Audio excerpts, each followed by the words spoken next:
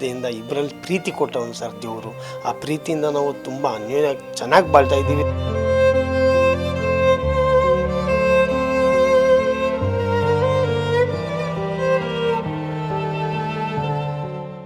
ಇವಾಗ ನೋಡಿ ಸ್ವಲ್ಪದ್ರಲ್ಲಿ ಮದುವೆ ಆಗಿದ್ದ 6 ತಿಂಗಳು 3 ತಿಂಗಳಿಗೆ ಸ್ವಲ್ಪದ್ರಲ್ಲಿ ಜಗಳ ಮಾಡಿಕೊಂಡು ಗಂಡನ ಬಿಡ್ಬಿಡ್ತಾನೆ, ಹೆಂಡ್ತಿನ ಬಿಡ್ಬಿಡ್ತಾನೆ.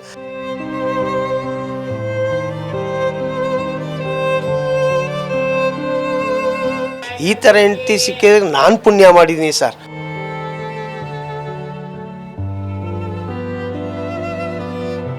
ನನ್ನ ಮೈಯಲ್ಲಿ ರಕ್ತ, ನನ್ನ ಮೈಯಲ್ಲಿ ಶಕ್ತಿ ಇರೋ ಗಂಟಾನು ನನ್ನ ಹೆಂಡ್ತಿ ಸೇವೆ ನಾನು ಮಾಡ್ಕೋತೀನಿ.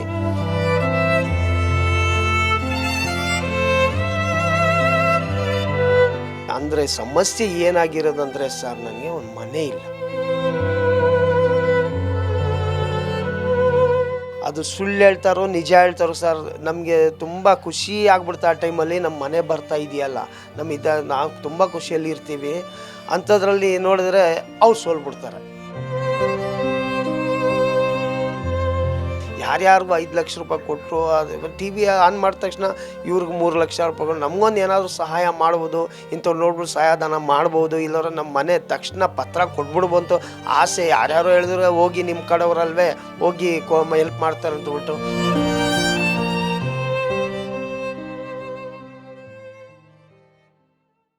ಬೆಂಗಳೂರಿನ ಕೋಗಿಲ ಬಡಾವಣೆಯಲ್ಲಿ ಏನು ಕೇರಳದ ನಿರಾಶ್ರಿತರು ಮನೆ ಕಳೆದುಕೊಂಡ್ರು ಅನ್ನುವಂಥ ನಿಟ್ಟಿನಲ್ಲಿ ತರಾತುರಿಯಲ್ಲಿ ಅವರಿಗೆ ಮನೆಯನ್ನು ಕೊಡಲಿಕ್ಕೆ ರಾಜ್ಯ ಸರ್ಕಾರ ಮುಂದಾಗ್ತಾ ಇದೆ.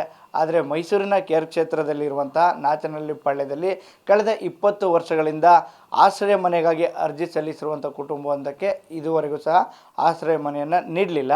ಆದರೆ ಆ ಒಂದು ಕುಟುಂಬದ ಪರಿಸ್ಥಿತಿ ಯಾವ ರೀತಿ ಇದೆ ಅನ್ನುವಂಥದ್ದನ್ನು ನಾನು ತೋರಿಸ್ಕೊಳ್ತಾ ಹೋಗ್ತೀನಿ. ನಾಚನಹಳ್ಳಿ ಪಾಳ್ಯದಲ್ಲಿರುವಂಥ ಸೈಯದ್ ಸಬಿಲ್ ಹಾಗೂ ನಫೀಸರ್ ಅವರು ಬಾಡಿಗೆ ಮನೆಯಲ್ಲಿ ವಾಸವನ್ನು ಮಾಡ್ತಾ ಇದ್ದಾರೆ. ಈ ಬಾಡಿಗೆ ಮನೆಯ ಅಳತೆ ಇರುವಂಥದ್ದು ಕೇವಲ 8 ಅಡಿ 20 ಅಡಿ ಅಗಲದಲ್ಲಿ. ಪತಿ ಪತ್ನಿ ಮತ್ತು ಮಗ 3 ಜನರು ಸಹ ಇಲ್ಲಿ ವಾಸವನ್ನು ಮಾಡ್ತಾ ಇದ್ದಾರೆ. ನಿಜಕ್ಕೂ ಸಹ ಒಂದು ಶೋಚನೀಯ ಪರಿಸ್ಥಿತಿಯಲ್ಲಿ ಈ ಒಂದು ದಂಪತಿಗಳು ತಮ್ಮ ಜೀವನವನ್ನು ನಡೆಸ್ತಾ ಇದ್ದಾರೆ ಅನ್ನುವಂಥ ಅಂದರೆ ತಪ್ಪಾಗಲಿಕ್ಕಿಲ್ಲ. ಆದರೆ ಈ ಇಬ್ಬರ ಒಂದು ಇಂದಿನ ಕಥೆಯನ್ನು ಕೇಳಿದರೆ ನಿಜಕ್ಕೂ ಸಹ ಎಂಥವರ ಕಣ್ಣಲ್ಲೂ ಸಹ ನೀರು ಬರುವಂಥದ್ದು. ಹೈಸ್ಕೂಲ್ನ ಸಂದರ್ಭದಲ್ಲಿ ಸಾಕಷ್ಟು ಕ್ರೀಡಾ ಚಟುವಟಿಕೆಗಳಲ್ಲಿ ಭಾಗಿಯಾಗ್ತಿದ್ದಂತಹ ನಫೀಸರ್ ಅವರು ಏಕಾಏಕಿ ಮಸ್ಕ್ಯುಲರ್ ಡಿಸ್ಟ್ರೋಫಿ ಅನ್ನುವಂಥ ಕಾಯಿಲೆಗೆ ತುತ್ತಾಗ್ತಾರೆ. ಈ ಒಂದು ಕಾಯಿಲೆಯಿಂದ ಬಳಲ್ತಿದ್ದಂಥ ಇವರನ್ನು ಸೈಯದ್ ಸಬಿಲ್ ಅನ್ನುವಂಥವರು ಅವರಿಗೆ ಜೀವನವನ್ನು ಕೊಡಬೇಕು ಅನ್ನುವಂಥ ನಿಟ್ಟಿನಲ್ಲಿ ಈ ಒಂದು ಕಾಯಿಲೆಗೆ ತುತ್ತಾಗಿದ್ರೂ ಕೂಡ ಅವರನ್ನು ಮದುವೆ ಮಾಡ್ತಾರೆ. ಈ ಒಂದು ಕಾಯಿಲೆಯ ಪ್ರಕಾರ ಅವರ ಸಂಪೂರ್ಣವಾಗಿ 2 ಕೈಗಳು 2 ಕಾಲುಗಳು ಎರಡೂ ಸಹ ನಿಷ್ಕ್ರಿಯಗೊಂಡಿರುವಂಥದ್ದು. ಅದೇ ಥರ ಮಗು ನೋಡಿಕೊಳ್ಳುವ ಥರನೇ ಅವರ ಪತಿ ಸೈಯದ್ ಸಬಿಲ್ ಅವರು ನೋಡ್ಕೊಳ್ತಾ ಇದ್ದಾರೆ. ಅವರ ದೈನಂದಿನ ಚಟುವಟಿಕೆಗಳೆಲ್ಲವನ್ನು ಸಹ ಪತಿಯವರು ನೋಡ್ಕೊಳ್ತಾರೆ. ಕಳೆದ 20 ವರ್ಷಗಳಿಂದ ಆಶ್ರಯ ಯೋಜನೆಯಲ್ಲಿ ಮನೆಗೆ ಬೇಕು ಅನ್ನುವಂಥ ನಿಟ್ಟಿನಲ್ಲಿ ಅರ್ಜಿಯನ್ನು ಹಾಕಿರ್ತಾರೆ. ಆದರೆ ಇದುವರೆಗೂ ಸಹ ಯಾವೊಬ್ಬ ಜನಪ್ರತಿನಿಧಿ ಕೂಡ ಇವರಿಗೆ ಆಶ್ರಯ ಮನೆಯನ್ನು ಕೊಡಿಸಲಿಕ್ಕೆ ಮುಂದಾಗೋದಿಲ್ಲ. ಸಾಕಷ್ಟು ಆರ್ಥಿಕ ಸಮಸ್ಯೆಯಿಂದ ಈ ಒಂದು ಕುಟುಂಬ ಬಳಲ್ತಾ ಇದೆ. ಸದ್ಯ ನಾನು ಆ ಒಂದು ದಂಪತಿಗಳನ್ನ ಮಾತಾಡಿಸ್ತಾ ಹೋಗ್ತೇನೆ. ಸರ್, ಕಳೆದ 20 ವರ್ಷಗಳಿಂದ ಈ ಒಂದು ಆಶ್ರಯ ಯೋಜನೆ ಮನೆಗಾಗಿ ಅರ್ಜಿಯನ್ನು ಹಾಕಿದ್ದೀರಾ. ಅವರ ಕಾಯಿಲೆಗೆ ತುತ್ತಾಗಿದ್ರೂ ಕೂಡ ಅವ್ರನ್ನ ಮದುವೆ ಆಗ್ತೀರಾ. ಯಾವ ರೀತಿ ಪರಿಸ್ಥಿತಿ ಇದೆ ಸರ್ ಮನೆಯಲ್ಲಿ? ಸರ್, ಅದು ಮದುವೆ ಆಗಿರೋದು ನಾನು ಇಷ್ಟಪಟ್ಬಿಟ್ಟು ಅವ್ರಿಗೊಂದು ಬಾಳ್ಕೊಡವ ಅಂತೇಳ್ಬಿಟ್ಟು. ಇವಾಗ ಅದನ್ನ ಹೇಳಿದ್ರೆ ಒಂಥರ ದೊಡ್ಡ ಹೆಸ್ಕೆ ಮಾತಾಗ್ಬಿಡುತ್ತೆ. ಏನೋ ದೇವ್ರದಿಂದ ಇಬ್ಬರಲ್ಲಿ ಪ್ರೀತಿ ಕೊಟ್ಟವನು ಸರ್ ದೇವರು. ಆ ಪ್ರೀತಿಯಿಂದ ನಾವು ತುಂಬ ಅನ್ಯೋನ್ಯ ಚೆನ್ನಾಗಿ ಬಾಳ್ತಾ ಇದ್ದೀವಿ. ಅಷ್ಟೊಂದು ಪ್ರೀತಿಯಲ್ಲಿದ್ದೀವಿ. ಒಬ್ಬರು ಮಾದರಿ ಆಗೋ ಅಂಥ ಲೆಕ್ಕಾಚಾರದಲ್ಲಿ ಇದ್ದೀವಿ ಸರ್. ಇವಾಗ ನೋಡಿ ಸ್ವಲ್ಪದ್ರಲ್ಲಿ ಮದುವೆ ಆಗಿದ್ದ 6 ತಿಂಗಳು 3 ತಿಂಗಳಿಗೆ ಸ್ವಲ್ಪದ್ರಲ್ಲಿ ಜಗಳ ಮಾಡಿಕೊಂಡು ಗಂಡನ ಬಿಡ್ಬಿಡ್ತಾನೆ, ಹೆಂಡ್ತಿನ ಬಿಡ್ಬಿಡ್ತಾನೆ. ಆ ಥರ ಇದರಲ್ಲಿ ನಾವು ಹೆಮ್ಮೆ ಪಟ್ಕೋತೀವಿ. ನನಗೆ ಈ ಥರ ಹೆಂಡ್ತಿ ಸಿಕ್ಕೊಳ್ಳೆ, ಈ ಥರ ಹೆಂಡ್ತಿ ಸಿಕ್ಕಿದ್ರೆ ನಾನು ಪುಣ್ಯ ಮಾಡಿದ್ದೀನಿ ಸರ್. ಯಾಕಂದರೆ ನನಗೆ ಆ ಭಾಗ್ಯ ಸಿಕ್ಕೈತಲ್ಲ ಅಂತೇಳ್ಬಿಟ್ಟು ಇಂಥವ್ರು ಸೇವೆ ಮಾಡಿಬಿಟ್ಟು ನಾವು ಯಾವ ಜನ್ಮದಲ್ಲಿ ಏನು ಮಾಡಿದ್ದೋ ಏನೋ, ಅದು ಪಾಪನೋ ಪುಣ್ಯನೋ ಅದೆಲ್ಲ ಇಲ್ಲ. ಮನ್ಸಲ್ಲಿ ನನ್ನ ಪ್ರೀತಿ ಬಂತು, ನಾನು ಮದುವೆ ಮಾಡಿಕೊಂಡೆ. ನನ್ನ ಮೈಯಲ್ಲಿ ರಕ್ತ, ನನ್ನ ಮೈಯಲ್ಲಿ ಶಕ್ತಿ ಇರೋ ಗಂಟಾನು ಅಯ್ಯೋ ನನ್ನ ಹೆಂಡ್ತಿ ಸೇವೆ ನಾನು ಮಾಡ್ಕೋತೀನಿ. ಅದಲ್ಲದೆ ಸರ್ ಬೇರೆ ನಮ್ಮಿಬ್ಬರಲ್ಲಿ ಏನು ಕಲಾಪಗಳಿಲ್ಲ, ಏನಿಲ್ಲ. ಒಬ್ರು ಮಾದರಿಯಾಗಿ ಬೆಳೀತಾ ಇದ್ದೀವಿ, ಮಾದರಿಯಾಗಿ ನಾವು ಇದು ಹೋಯ್ತಾ ಇದ್ದೀವಿ. ಮದುವೆ ಮಾಡ್ಕೊಳ್ಳುವಂಥ ಸಂದರ್ಭದಲ್ಲೂ ಪೋಷಕರು ವಿರೋಧ ಮಾಡ್ತಾರೆ, ಆದರೂ ಕೂಡ ಅವರ ಕೈ ಹಿಡಿತೀರಾ. ಜೊತೆಗೆ ಅವರು ರೋಗದಿಂದ ಬಳಲ್ತಾ ಇದ್ದಾರೆ. ಯಾವ ರೀತಿ ಪರಿಸ್ಥಿತಿ ಇದೆ ಸರ್? ಅವ್ರನ್ನ ಹೇಗೆ ನೋಡ್ಕೋಬೇಕು ಸರ್ ತಾವು ದಿನದಲ್ಲಿ?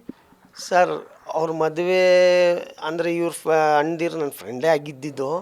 ಅಂದರೆ ಇಷ್ಟು ಚೆನ್ನಾಗಿ ಒಳ್ಳೆ ಹುಡುಗ, ನಾನು ಸತ್ತರೆ ಸಾಕು ಅಂತ ಇದು ಹುಡುಗಿನ ಮದುವೆ ಆಯ್ತು ಅಂತ ಪ್ರತಿಯೊಬ್ಬರ ಮನೆಯಲ್ಲ ಭಾವನೆ ಬಂದೇ ಬರ್ತಾ ಇದ್ರಲ್ಲಿ ನಮ್ಮ ಜೊತೆ ಜಗಳ ಮಾಡೋದು.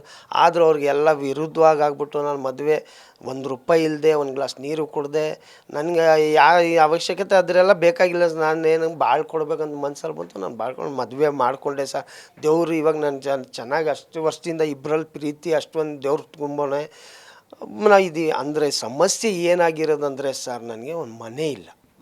ಸರ್ಕಾರದಿಂದ ಒಂದು ಮನೆಗೆ ನಾವು ಅರ್ಜಿಗಳು ಹಾಕಿದ್ದು, ಎಲ್ಲೆಲ್ಲಿ ಅರ್ಜಿ ಹಾಕಿಂತಾರೆ ಹಾಕಿದ್ದು. ಸೋಮಶೇಖರ್ ರಾಮದಾಸ್ ನಮ್ಮ ಕೃಷ್ಣ ರಾಜ್ಯ ಕ್ಷೇತ್ರದಲ್ಲಿ ಅವರಿಬ್ಬರು ಬಿಟ್ಟರೆ ಯಾರು ನಮ್ಗೆ ಗುರುತು ಪರಿಚಯ ಇರಲಿಲ್ಲ ಸರ್. ಅವ್ರ ಹತ್ರ ಅಲ್ಲಿದ್ದು ಆಗುತ್ತಪ್ಪ ನಿಮಗೆ ಎಲ್ಲ ರೆಡಿ ಮಾಡ್ತಾಯಿದ್ದೀವಿ, ನಾವೇ ಮನೆಗಳೆಲ್ಲೋ ಕಟ್ತವ್ರೆ, ಕೊಡ್ತೀನಿ ಮಾಡ್ತೀನಿ ಅಂತ ಹೇಳಿದ್ರು.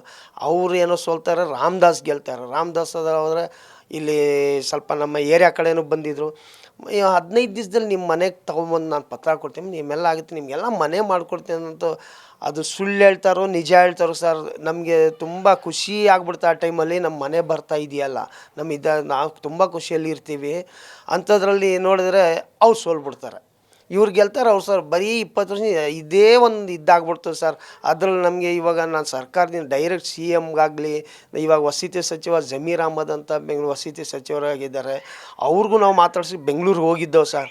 ಅಲ್ಲಿ ಅವ್ರು ಭೇಟಿ ಆಗೋಕ್ಕೆ ನಮ್ಗೆ ಅವಕಾಶನೇ ಕೊಡಲಿಲ್ಲ, ಸಿಗಲೇ ಇಲ್ಲ. ಯಾಕಂದರೆ ಆವತ್ತಿಂದ ಅವ್ರ ಬರ್ತಡೇ ಇತ್ತು, ಆ ದಿವಸ ನಮ್ಗೆ ಗೊತ್ತಿಲ್ಲ, ಹೊಂಟೋಗಿದ್ದೆವು ನಾವು. ಹೋದ ತಕ್ಷಣ ಅವ್ರಿಗೆ ಸಿಕ್ಕಕ್ಕೆ ಭೇಟಿ ಮಾಡೋಕೆ 3 ದಿವಸ ಅಲ್ಲೇ ಮೊಕ ಮೂಡಿದ್ವಿ ಸರ್. ಕ್ಯಾರಲ್ಲಿ ಕೂರಿಸ್ಕೊಂಡು ಕಂಡ್ಕೊಂಡವ್ರ ಮನೆಗೆ ಹೋಗ್ಬಿಟ್ಟು ಫ್ರೆಶ್ ಅಪ್ ಎಲ್ಲ ಆಗಬೇಕಲ್ಲ ಸರ್, ಇಂಥವ್ರು ಎತ್ಕೊಂಡು ಹೋಗೋದು ತುಂಬ ಕಷ್ಟಪಟ್ಬಿಟ್ಟು. ಆ 3 ದಿನ ನಾನು ಎಷ್ಟು ಕಷ್ಟಪಟ್ಟಿದ್ದೆ ಆ ದೇವ್ರ ಬಲ್ಲೆ, ನಾನು ಬಲ್ಲೆ ಸರ್. ಇವ್ರು ನನ್ನ ಮಿಸಸ್ ಗೊತ್ತು, ಏನು ರೀ ನಾನು ಕಟ್ಕೊಂಡು ಇಷ್ಟೊಂದು ಕಷ್ಟಪಡ್ತಾ ಇರಲಿಲ್ಲ, ಏನಪ್ಪ ಮಾಡವ ಸಚಿವ ಸಿಗ್ಬಿಟ್ಟ ಅಂದರೆ, ಅದು ಜಮೀರ್ ಅಹಮದ್ ಅವ್ರು ಸಿಗ್ಬಿಡ್ತು ಅಂದರೆ ಏನಾದರೂ ಆಗುತ್ತಲ್ಲ. ಯಾರ್ಯಾರಿಗೂ 5 ಲಕ್ಷ ರೂಪಾಯಿ ಕೊಟ್ಟರು, ಅದು TV ಆನ್ ಮಾಡಿದ ತಕ್ಷಣ ಇವ್ರಿಗೆ 3 ಲಕ್ಷ ರೂಪಾಯಿಗಳು, ನಮಗೊಂದು ಏನಾದರೂ ಸಹಾಯ ಮಾಡ್ಬೋದು, ಇಂಥವ್ರು ನೋಡ್ಬಿಟ್ಟು ಸಹಾಯಧನ ಮಾಡ್ಬೋದು, ಇಲ್ಲವ್ರೆ ನಮ್ಮ ಮನೆ ತಕ್ಷಣ ಪತ್ರ ಕೊಟ್ಬಿಡ್ಬಂತು ಆಸೆ. ಯಾರ್ಯಾರು ಹೇಳಿದ್ರು ಹೋಗಿ ನಿಮ್ಮ ಕಡೆಯವರಲ್ವೇ ಹೋಗಿ ಹೆಲ್ಪ್ ಮಾಡ್ತಾರೆ ಅಂತಬಿಟ್ಟು, ಎಲ್ಲ ಜಾತಿ ಭೇದ ಭಾವ ಇಲ್ಲದವ್ರು ಎಲ್ಲ ಮಾಡ್ತಾರಂತ ಅವ್ರು ಕಳಿಸಿದ್ರು ಸರ್. ನಾನು ಹೋದೆ, ಅದು ನಮ್ಮ ದುರದೃಷ್ಟ ನಮ್ಗೆ ಸಿಗಲಿಲ್ಲ ಸರ್. ಅವ್ರ ಆಫೀಸ್ಗಳಿಗೆ ಹೋದೋ ಅಲ್ಲೆಲ್ಲ ಒಂಥರ ಗೊತ್ತಲ್ಲ ಸರ್ ನಿಮಗೆ, ಆಫೀಸ್ಗಳು ಹೋದ್ರೆ ಅವ್ರು ಇಲ್ಲೋದ್ರೆ ಅವ್ರ ಬೆಂಬಲಿಕರು ಹೆಂಗಿರ್ತಾರಂತ. ಇವಾಗ ನಾನು ಹೇಳಲ್ಲ, ನಾನು ಹೇಳಿದ್ರೆ ನನ್ನ ತಪ್ಪು ಬಂದ್ಬಿಡ್ತದು.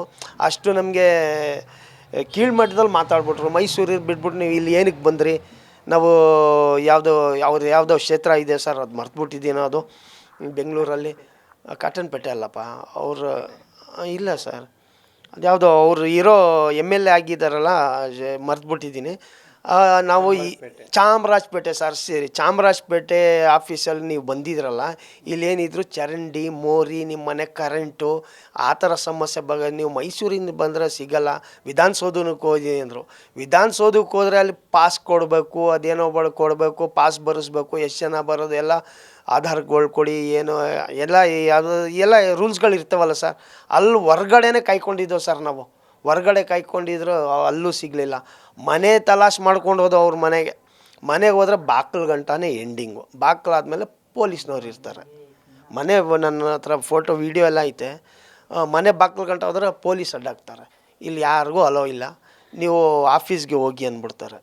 ಆ ಥರ ಎಲ್ಲ ಮಾಡಿ ನಾವು ಮನೆಗೋಸ್ಕರ ಸಹ ಹೊಡೆದಾಡ್ತಾ ಇದ್ದೀವಿ. ನಮ್ಮ ಮನೆ ಬೇಕು ಸರ್, ಅದು ಯಾರು ಏನು ಮಾಡ್ತಾರೋ ಏನೋ ಗೊತ್ತಿಲ್ಲ. ನನಗೆ ಸರ್ಕಾರದಿಂದ ಇವಾಗ ಸಿಕ್ಕಾಪಟ್ಟೆ ನನಗೆ ಅವಶ್ಯಕತೆ ಇದೆ, ಮನೆ ಬೇಕು ಸರ್. ಇನ್ನು ಸೈಯದ್ ಅವರ ಪತ್ನಿ ಕೂಡ ಇದ್ದಾರೆ, ಅವ್ರನ್ನೂ ಸಹ ನಾನು ಮಾತಾಡ್ತೇನೆ. ಮೇಡಮ್, ಸಾಕಷ್ಟು ವರ್ಷಗಳಿಂದ ಈ ಕಾಯಿಲೆಯಿಂದ ಬಳಲ್ತಾ ಇದ್ದೀರಾ. ತಮ್ಮ ಪತಿ ತಮಗೆ ಬೆಂಬಲವಾಗಿ ನಿಂತ್ಕೊಂಡಿದ್ದಾರೆ. ಒಂದು ಸಣ್ಣ ಮನೆಗಾಗಿ ವೆಯ್ಟ್ ಮಾಡ್ತಾ ಇದ್ದೀರಾ, ಏನು ಹೇಳ್ತೀರಾ? ಹೌದು ಸರ್, ನಂಗೆ ಒಂದು ಮನೆಗೆ ನಂಗೆ ತುಂಬ ಅವಶ್ಯಕತೆ ಐತೆ ಸರ್. ನನ್ನ ಅದೃಷ್ಟ ಸರ್, ನಮ್ಮ ಯಜಮಾನ್ರು ಇಂಥವಳಿಗೆ ಸಾಯಕ್ಕಂತ ಕೂತಿರೋಳಿಗೆ ನಂಗೆ ಬಾಳ್ ಕೊಡ್ತೀನಿ ಅಂತ ಬಾಳ್ಕೊಟ್ಟಿರೋದು ಅವರು. ನನಗೆ ಅವ್ರು ತಪ್ಪ ಸರ್ ಅದು ಬಾಳ್ಕೊಟ್ಟಿರೋದಕ್ಕೆ ನಂಗೆ ಇದು ಮಾಡ್ಕೊಂಡು ಹೋಯ್ತಾ ಇದ್ದಾರೆ ಸರ್. ನನಗೆ ಇನ್ನೂವರೆಗೂ ಏನೂ ತೊಂದರೆ ಇಲ್ಲ ಸರ್. ನನಗೆ ನಾ ಇರೋದಂದರೆ ಯಾಕಂದರೆ ಅದು ತೊಂದರೆ ಆಗ್ತಾ ಇರಲಿಲ್ಲ ಸರ್. ಬಾಡಿಗೆ ಕಟ್ಕೊಂಡು ಹೆಂಗೋ ಮಾಡ್ಕೊಂಡು ಹೋಯ್ತಾ ಇದ್ರು ಸರ್. ಈ 20 ವರ್ಷದಿಂದ ಬಾಡಿಗೆ ಎಲ್ಲ ಕಟ್ತಾಯಿದ್ರು ಸರ್. ಈಗ ತೊಂದರೆ ಆಗ್ಬಿಟ್ಟೈತೆ. 5 ವರ್ಷದಿಂದ ನಮ್ಗೆ ತುಂಬಾ ತೊಂದರೆ ಆಗ್ಬಿಟ್ಟೈತೆ ಸರ್, ಬಾಡಿಗೆ ಕಟ್ಟೋಕ್ಕೆ ಮಾಡೋಕ್ಕೆ ಎಲ್ಲ ಸರ್. ತಮ್ಮ ಮಾತ್ರೆಗಳಿಗೆ ದಿನನಿತ್ಯದಲ್ಲಿ ಎಷ್ಟು ಖರ್ಚಾಗುತ್ತೆ, ಮತ್ತು ತಮ್ಮನ್ನು ನೋಡ್ಕೊಳ್ಳಿಕ್ಕೆ ತಮ್ಮ ಪತಿಯವ್ರಿಗೆ ಯಾವ ರೀತಿ ಕಷ್ಟ ಆಗ್ತಾಯಿದೆ? ನಂಗೆ ವಾರಕ್ಕೆ 5,000 6,000 ಮಾತ್ರೆಗಳು ಬೇಕು ಸರ್. ನನಗೆ 15 ದಿವಸಕ್ಕೆ ಎಲ್ಲ ಇಂಜೆಕ್ಷನ್ಸ್ ತಗೋಬೇಕು. ಅದಕ್ಕೆ ಇದಕ್ಕೆ ಈಗ 5 ವರ್ಷದಿಂದ ಅದು ಇಲ್ಲ ಸರ್ ನನಗೆ. ಯಾಕಂದರೆ ತುಂಬಾ ತೊಂದರೆ ಆಗ್ತೈತೆ. ಎಲ್ಲಿ ಸರ್ ಅವ್ರಿಗೆ ಒಬ್ಬರೇ ದುಡಿಯೋದು, ಬಾಡಿಗೆಗೆ ಆಟೋಗೆ ಎಲ್ಲ ಮಾಡಿ ಇಂಜೆಕ್ಷನ್ ನಂಗೆ ಟ್ರೀಟ್ಮೆಂಟ್ ಮಾಡಿಕೊಂಡು ಎಲ್ಲಿ ಹೆಂಗೆ ಮಾಡೋಕ್ಕಾಗುತ್ತೆ ಸರ್ ಅವರು ಒಬ್ಬರು ಇದರಲ್ಲಿ. ಅದಕ್ಕೆ ಏನೂ ಇಲ್ಲ. ತುಂಬಾ ಈಗಂತೂ ತುಂಬ ಸ್ವಾಧೀನ, ಎಲ್ಲ ಫುಲ್ಲು ಹೋಗಿರೋದೆ. ನಂದು ಕೂತಿರೋದೇ ಹೆಚ್ಚು. ನಾನೀಗ ಆ ಥರದಲ್ಲಿ ಇಷ್ಟು ಮಟ್ಟಕ್ಕೆ ಕೂರಿಸಿರೋದು ನಮ್ಮ ಯಜಮಾನ್ರು ಸರ್. ಏನೋ ನಂಗೆ ದೇವ್ರಂತೂ ನೋಡಿಲ್ಲ. ನಮ್ಮ ಯಜಮಾನ್ರಲ್ಲಿ ನಾನು ದೇವ್ರು ನೋಡಿದ್ದೀನಿ. ಅವರು ನನ್ನಂಥವ್ಳು ಮಾಡಿಕೊಂಡು ಈ ಥರ ಮಾಡ್ಕೊಂಡು ಎಲ್ಲ ಹೋಯ್ತಾ ಇರೋದು.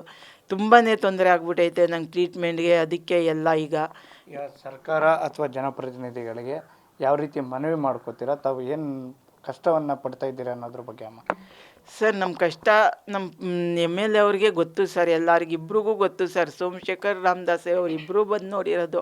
ಯಾಕಂದರೆ ಅವ್ರು ಕಣ್ಣಿಂದ ನೋಡಿದ್ದಾರೆ, ಅಷ್ಟು ವರ್ಷದಿಂದನೂ ನೋಡಿದ್ದಾರೆ ಸರ್. ಅವ್ರಿಗೆ ಎಲ್ಲ ಅವ್ರಿಗೆ ಗೊತ್ತು. ಏನು ಹೇಳೋಂಗಿಲ್ಲ ಸರ್. ತುಂಬಾ ಈಗ ಎಷ್ಟು ಹೇಳಿದ್ರು ನಮಗೀಗಂತೂ ಅವ್ರ ಕಿವಿ ಮೇಲೆ ತಗೋತಾ ಇಲ್ಲ ಸರ್. ನಮ್ಮಂಥವ್ರು ತುಂಬ ಜನ ಇದ್ದಾರೆ. ಯಾರ್ಯಾರಿಗೆ ಅಂತ ಏನೇನು ಮಾಡಬೇಕು ಅಂತ ಗೊತ್ತಿಲ್ಲ ಸರ್ ಅವರು. ಯಾಕಂದರೆ ನಾವು ಈಗ ಸ್ಪೆಷಲಾಗಿ ಕೇಳ್ಕೊತಾ ಇರೋದು ನಮಗೀಗ ಆಗ್ತಾಯಿಲ್ಲ ಸರ್. ತೊಂದರೆ ಅಂತೂ ನಮಗೆ ಮನೆಗಳು ಅಂದರೆ ತುಂಬಾ ತೊಂದರೆ ಆಗ್ತೈತೆ ಸರ್. ಈಗ ಬಾಡಿಗೆ ಕಟ್ಟೋಕ್ಕೂ ಆಯ್ತಾಯಿಲ್ಲ, ಆಟೋದಲ್ಲಿ ಬಿಸ್ನೆಸ್ ಇಲ್ಲ, ಏನು ಮಾಡಬೇಕಂತ ಗೊತ್ತಾಗ್ತಾ ಇಲ್ಲ ಸರ್. ಈಗ ಹೇಳ್ತಾ ಇಲ್ಲ ಸರ್, ವಿಷ ತಗೋ ಪರಿಸ್ಥಿತಿ ಆ ಥರ ಬಂದ್ಬಿಟ್ಟೈತೆ ಸರ್ ನಮಗೆ. ಯಾಕಂದರೆ ಈಗ ಈ ಮನೇನೂ ಖಾಲಿ ಮಾಡಬೇಕು ಸರ್. ಈ ಮನೆ ಖಾಲಿ ಮಾಡಿ ಎಲ್ಲಿ ಹೋಗ್ಬೇಕು ಅಂತಲೂ ಗೊತ್ತಿಲ್ಲ ಸರ್, ಏನು ಮಾಡಬೇಕು ಅಂತಲೂ ಗೊತ್ತಿಲ್ಲ. ಅದಕ್ಕೋಸ್ಕರ ನಿಮ್ಮ ಪ್ರತಿನಿಧಿಗಳಿಂದ ನಮಗೆ ಒಂದು ಮನೆ ಹೆಂಗಾದ್ರೂ ಮಾಡಿ ಹೇಳಿ, ನೀವೆಲ್ಲ ಹೇಳಿ ಏನಾದರೂ ಮಾಡಿ ನಮ್ಗೆ ಇದು ಮಾಡಿದ್ರೆ ಸವಲತ್ತಾಗಿ ಮಾಡಿಕೊಟ್ರೆ ತುಂಬಾ ಧನ್ಯವಾದ ಆಗುತ್ತೆ ಸರ್ ನಮಗೆ. ಇದು ನಾಚನಹಳ್ಳಿ ಪಾಳ್ಯದಲ್ಲಿರುವಂತಹ ಸೈಯದ್ ಹಾಗೂ ಅವರ ಪತ್ನಿಯವರ ಮಾತುಗಳಾಗ್ತಿರುವಂಥದ್ದು. ನಿಜಕ್ಕೂ ಸಹ ಸರ್ಕಾರಗಳು ಇಂತಹವರಿಗೆ, ಅಂದರೆ ಬಡತನ ರೇಖೆಗಿಂತ ಕಡಿಮೆ ಇರೋರು, ಜೊತೆಗೆ ನಿಜಕ್ಕೂ ಸಹ ಆಶ್ರಯ ಮನೆಯ ಅವಶ್ಯಕತೆ ಇರುವಂಥ ಇಂತಹ ದಂಪತಿಗಳಿಗೆ ಆಶ್ರಯ ಮನೆಯನ್ನು ಕೊಟ್ಟಂಥ ಸಂದರ್ಭದಲ್ಲಿ ನಿಜಕ್ಕೂ ಸಹ ಅವರು ನಿಮಗೆ ಕೃತಜ್ಞತರಾಗಿರ್ತಾರೆ. ನಿಜಕ್ಕೂ ಸಹ ಸರ್ಕಾರ ಅಥವಾ ಜನಪ್ರತಿನಿಧಿಗಳು ಇದನ್ನು ಗಮನಿಸಿದ್ದೇ ಆಗಿದ್ದಲ್ಲಿ ನಿಜಕ್ಕೂ ಸಹ ಅವರಿಗೆ ಒಂದು ಆಶ್ರಯ ಮನೆಯನ್ನು ಕೊಡಿಸ್ಕೊಡ್ಬೇಕು ಅನ್ನುವಂಥದ್ದು ಸಹ ಪ್ರಜಾನುಡಿಯ ಆಶಯವಾಗ್ತಿರುವಂಥದ್ದು. ಕ್ಯಾಮ್ರಾಮನ್ ಸಂಜಯ್ ಜೊತೆ ಅನಿಲ್ ರಾಜೇಶ್, ಪ್ರಜಾನುಡಿ, ಮೈಸೂರು.